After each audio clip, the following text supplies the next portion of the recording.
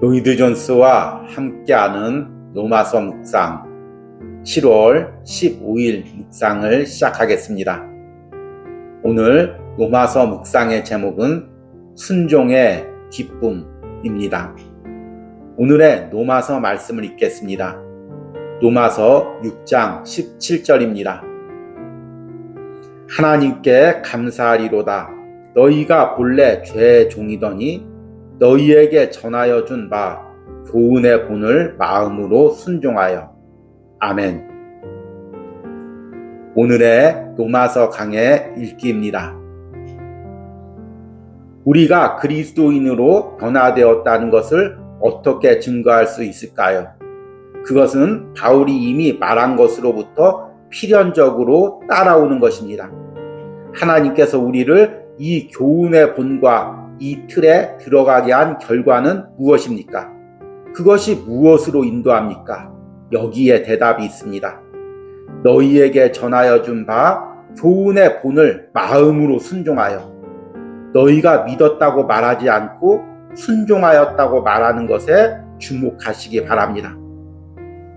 복음의 진리를 지적으로 승인하는 것에만 치우치는 일이 있다니 얼마나 안타까운 일입니까? 그것은 진정한 믿음이 아닙니다. 그것은 어떤 사람도 구원할 수 없습니다. 아직도 죄의 노예들이요, 전적으로 육신적인 사람들이면서 성경 읽기를 즐기고 다른 이들이 말 읽기 퍼즐하는 것처럼 교리를 가지고 희롱하는 자들이 있습니다. 그러나 그것은 그들의 생명에 아무런 것도 가져다 주지 못합니다. 사람이 그리스도인이 되게 하는 것은 너희에게 전하여 준 바 교훈의 본을 마음으로 순종하는 것입니다. 성경에 따르면 신앙은 언제나 순종의 요소를 포함합니다. 필연적으로 어떤 변화된 삶으로 인도하지 않는 신앙은 그것이 어떤 것을 제안하든지 아무 소용이 없습니다. 이 점에 있어서 야고보와 바울은 의견을 같이 합니다. 행함이 없는 믿음은 죽은 것이라고 야고보는 말합니다. 그것은 믿음이 아닙니다. 그것은 단순히 지적인 승인밖에 되지 않습니다. 여러분은 부분적으로 나누어서 그리스도를 믿을 수 없습니다. 그는 하나요 나누어질 수 없습니다. 만일 여러분이 전적으로 그 진리를 안다면 여러분은 진리의 전체성에 관한 무엇을 아는 것입니다. 믿음은 순종입니다. 그리스도인은 순종할 뿐 아니라 마음으로 순종합니다. 너희는 마음으로 순종하여. 순종은 더디거나 머뭇거리는 것이 아닙니다. 그리스도인은 하나님을 예배하는 것을 즐거워합니다. 그리스도인은 그를 찬양하기 위하여 살아갑니다.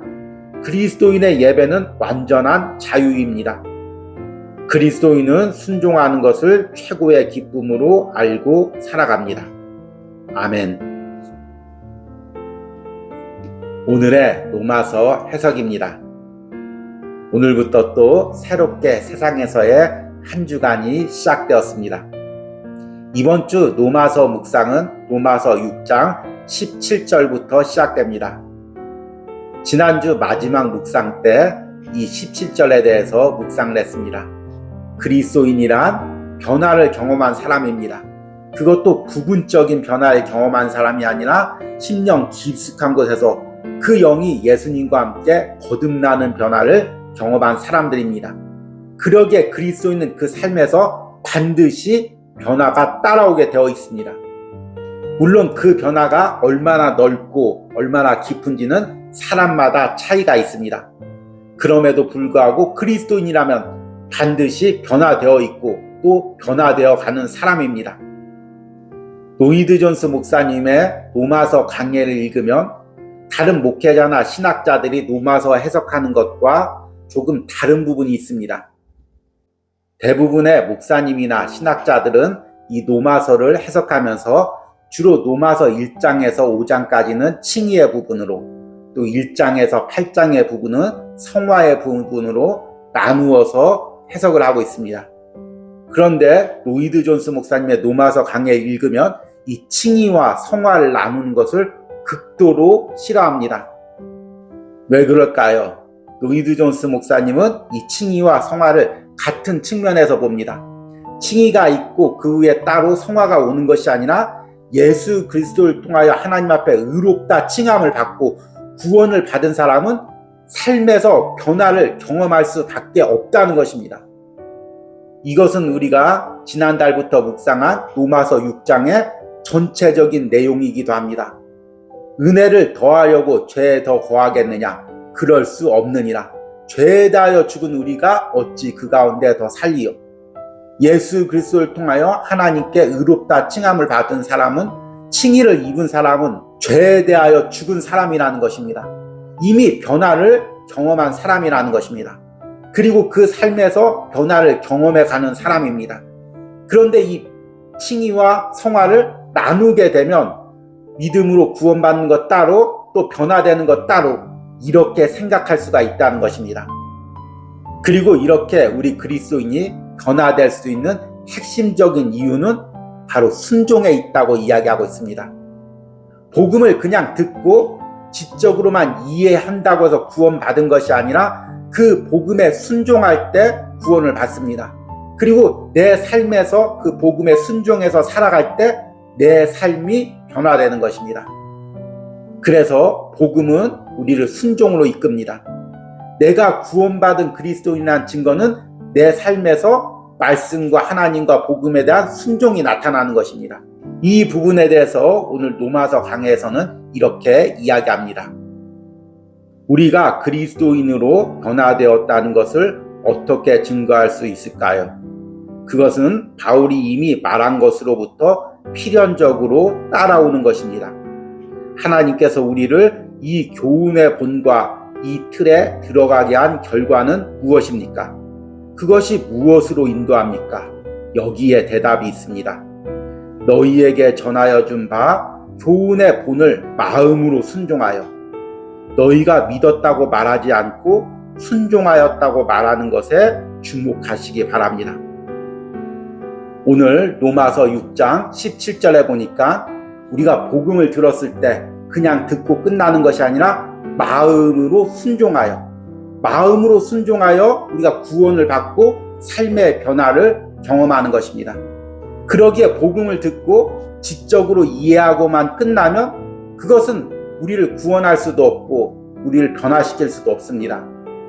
이어서 오늘 로마서 강에서 로이드 존스 목사님은 그래서 신앙은 언제나 순종의 요소를 포함한다고 이야기하고 있습니다. 또한 필연적으로 우리의 삶의 변화로 이어지지 않는 그런 가르침은 헛된 가르침이라고 이야기하고 있습니다. 이것을 야고보서를 인용해서 이야기하고 있죠.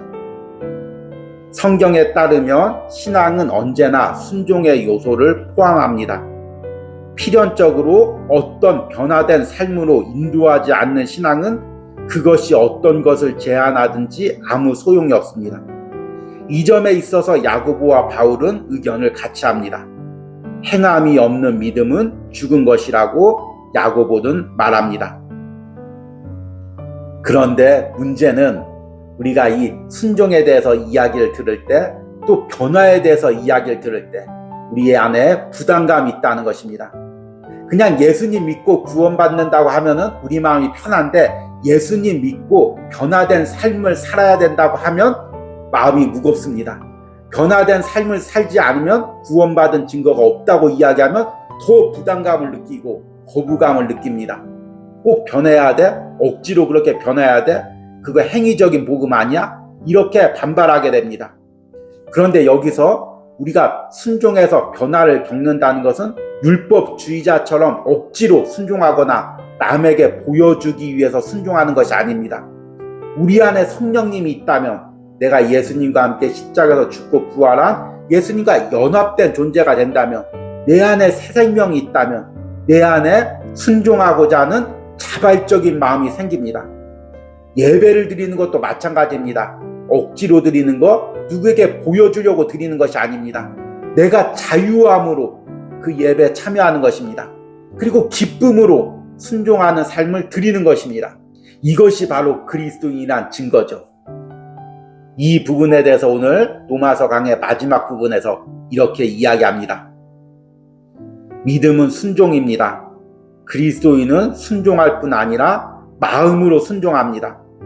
너희는 마음으로 순종하여.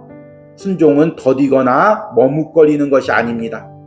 그리스도인은 하나님을 예배하는 것을 즐거워합니다. 그리스도인은 그를 찬양하기 위하여 살아갑니다. 그리스도인의 예배는 완전한 자유입니다. 그리스도인은 순종하는 것을 최고의 기쁨으로 알고 살아갑니다. 아멘. 여러분, 내 안에 성령님이 있다는 것을 어떻게 확신할 수가 있습니까? 내가 세상에서 죄악된 삶이 있고 또 하나님이 원하는 삶이 있을 때 이것을 선택해야 할 때 성령님이 내 안에 감동을 주는 것입니다. 그리고 하나님이 원하는 삶을 선택할 때 억지로 마지못해서 하는 것이 아니라 순종하는 마음으로, 기쁜 마음으로 하게 되는 것입니다. 그리고 그것을 행할 때 또 날마다 그것을 통해서 내 삶이 변화될 때 내 안에 기쁨이 있습니다. 순종의 기쁨이 있는 거죠. 이것이 내가 그리스도인이란 증거입니다. 성령 충만이란 무엇입니까? 내 안에서 성령님께서 강하게 역사하셔서 나를 기쁨과 즐거움으로 그 성령님의 인도에 순종하게 하는 것, 이것이 성령 충만입니다. 여러분, 지금 내 안에 있는 성령님의 인도에 자발적으로 순종하고자 하는 마음이 생깁니까? 그리고 그 순종을 행하려고 할 때 내 안에 기쁨이 있습니까? 이것이 있어야 우리가 변화된 삶을 누릴 수가 있습니다. 이런 순종의 기쁨과 변화의 즐거움이 오늘 로마서 묵상을 하는 여러분들 가운데 또 이번 한 주간 삶에 넘치기를 소망합니다. 오늘의 적용과 기도입니다. 내가 성령께 순종하는 삶을 살 때 내 안에 어떤 기쁨과 감격이 있습니까? 이번 한 주도 이런 순종의 기쁨이 내 안에 있기를 기도하시기 바랍니다. 우리 함께 기도하겠습니다.